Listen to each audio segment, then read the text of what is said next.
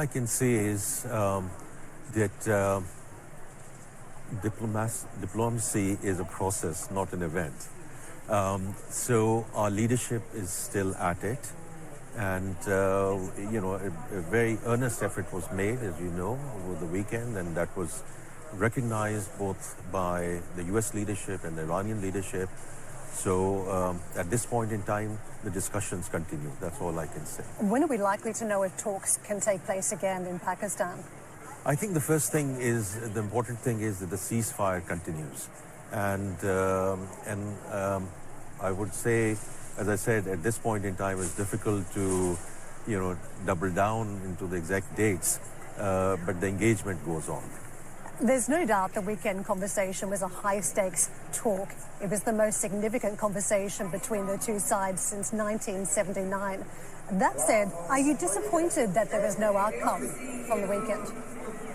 As you rightly point out, it's about 50 years later that there were face-to-face discussions and talks between U.S. and Iran, and I think, quite frankly,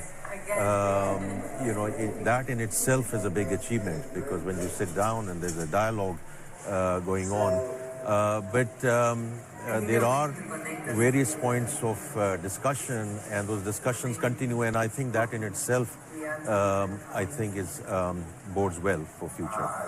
Both sides came out of that conversation blaming each other. You're closer than anyone to the table.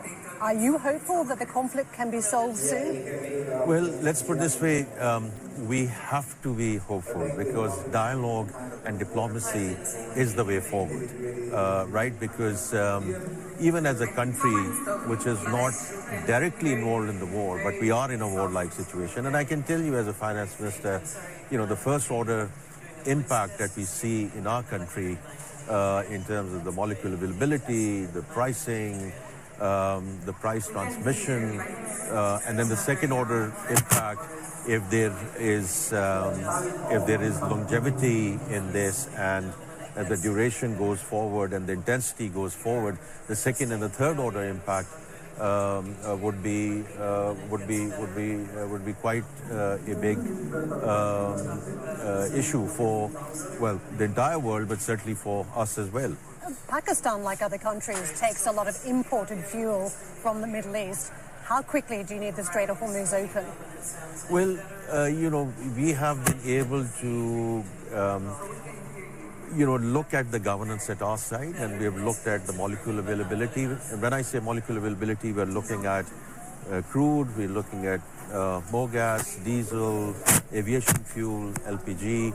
Now, in a number of these cases, our reserves, are good enough to take us towards end of this month, into next month as well.